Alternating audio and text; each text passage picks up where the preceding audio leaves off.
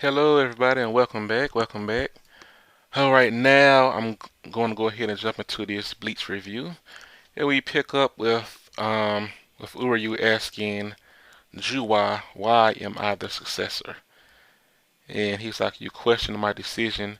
Naming me the successor the way you did will only create friction among your knights." And Juha goes on to state that I'm relieved you're not some fool who accepts things blindly. But you must think harder. If you take a second, it's easy to understand my choice. Still can't figure it out? Then let me ask you, Uryu, why are you still alive? It seems you pick things up quickly.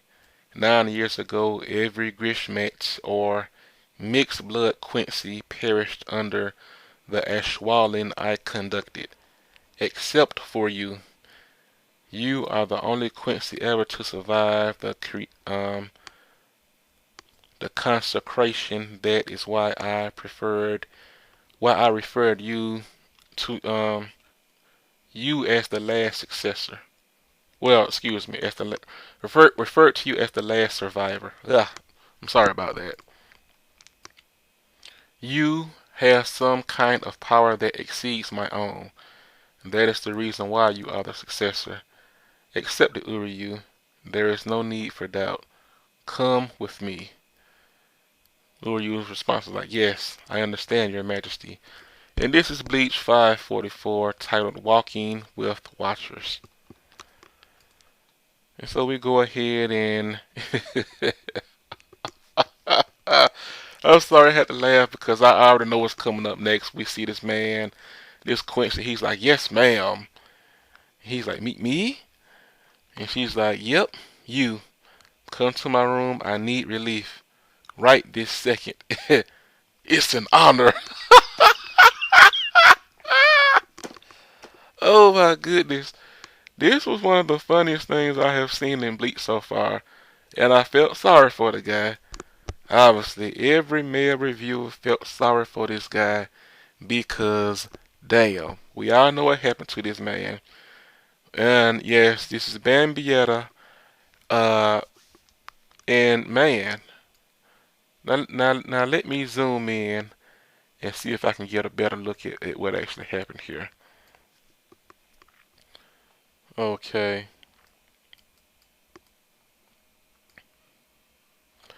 Okay, now you know what? Now you can interpret this panel in one or two ways. Either he got nothing at all and was about to engage in the act, or they just finished and he was putting on his clothes and bam, she cut him in half.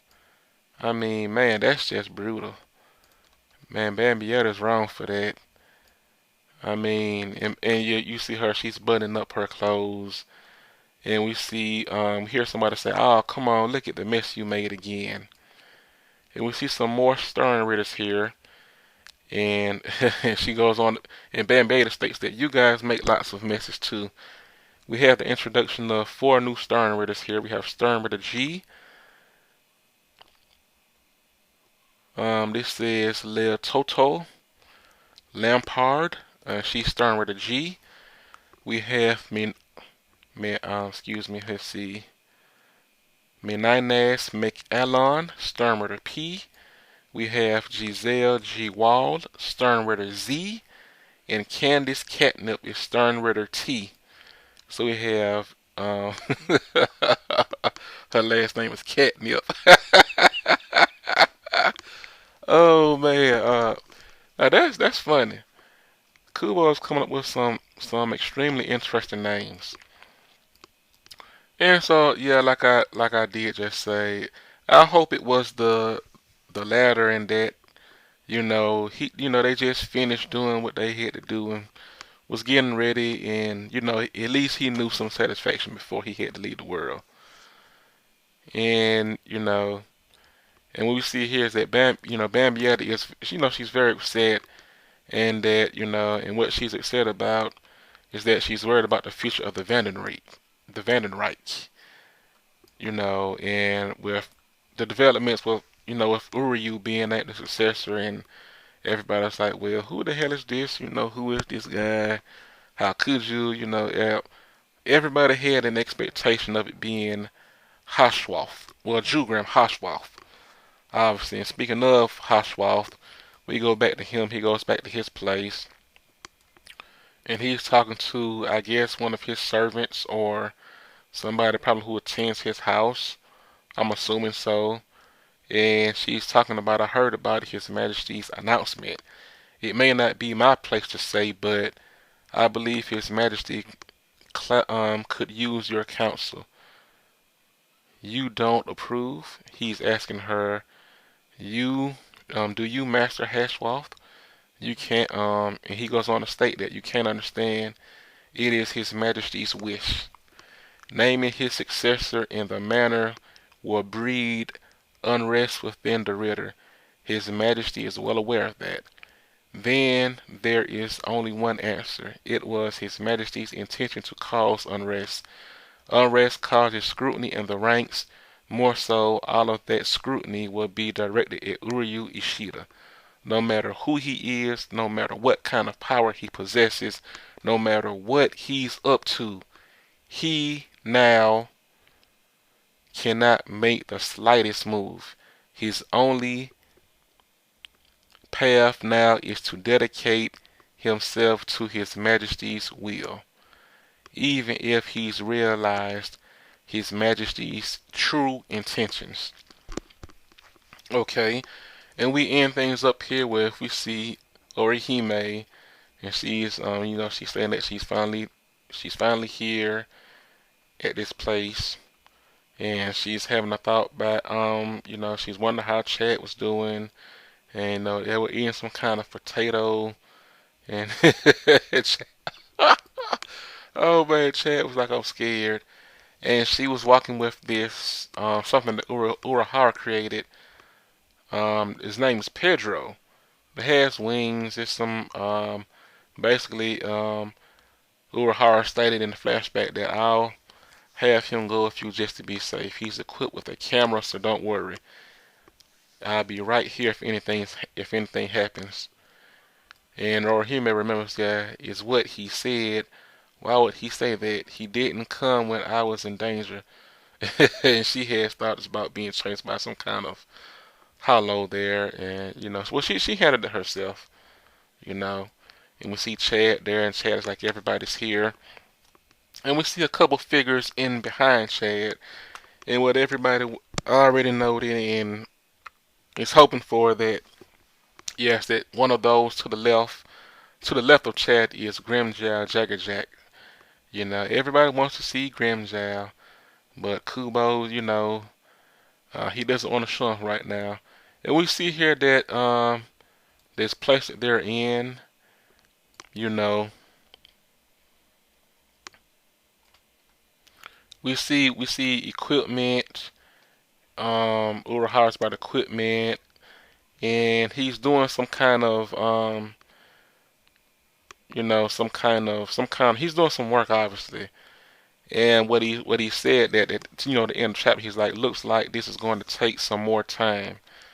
And I'm assuming that that is the dependent that he got from Kirige, the one that is able to steal Bankai. And basically he's trying to, I'm assuming, not only decide, well, I don't know if that has any ties to perhaps, any kind of, if that's going to lead to any kind of more information regarding the Vandenreich, and maybe that the dimension they're in, with that, basically the shadows, or that ability, or is it just going to be how to prevent Bankai from being stolen, or how to reverse that, but Urahara, everybody knows Urahara and how he does what he does, and he's definitely going to have that figured out.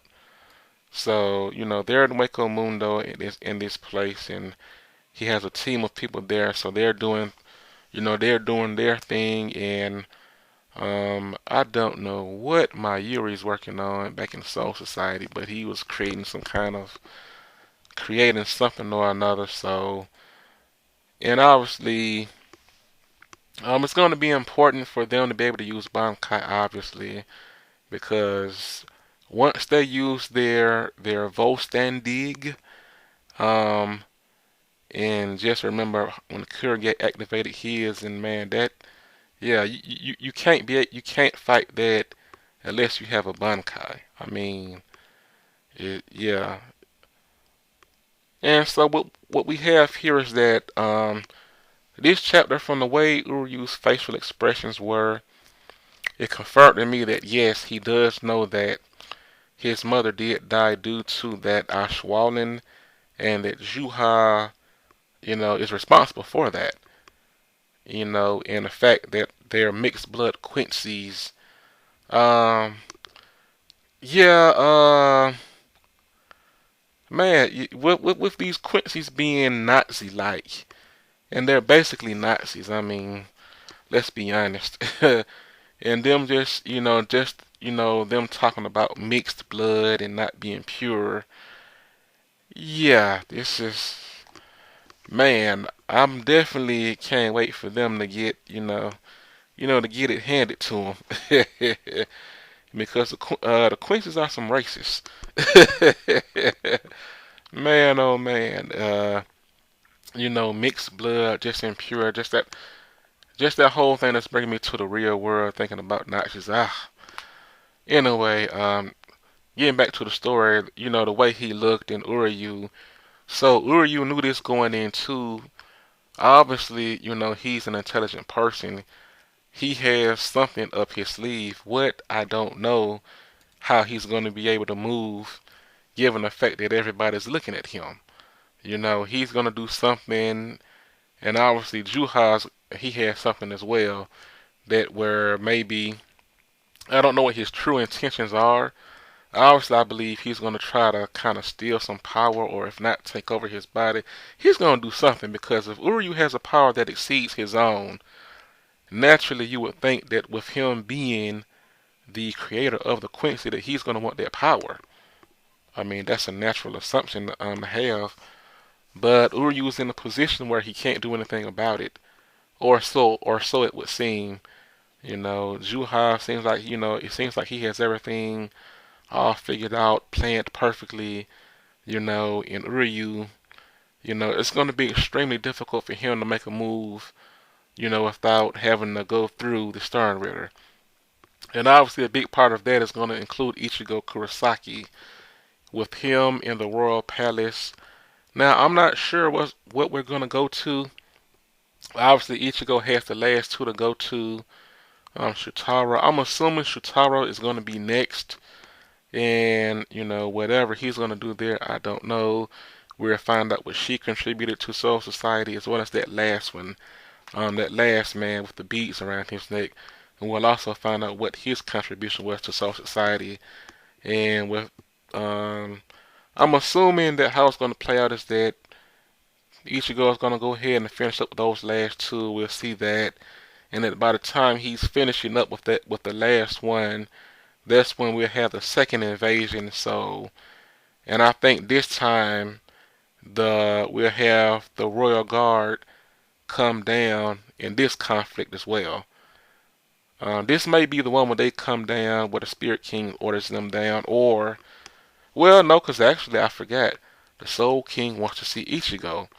So after he finishes with the last Royal Guard person, he has to go see the Soul King. And that's going to be, something within itself. I don't know how that's going to play out. I don't know what he wants from Ichigo.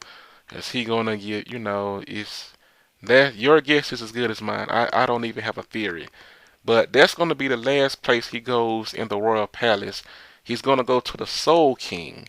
It's not going to be the last Royal Guard member. It's going to be the Soul King. That's his sole purpose for being up there, first and foremost. The Soul King wants to see Ichigo, and that's what's going to happen. So, um, yeah, I'm excited to see where the story continues. I'm out of time. That's it. Have a nice day. Take care. Goodbye.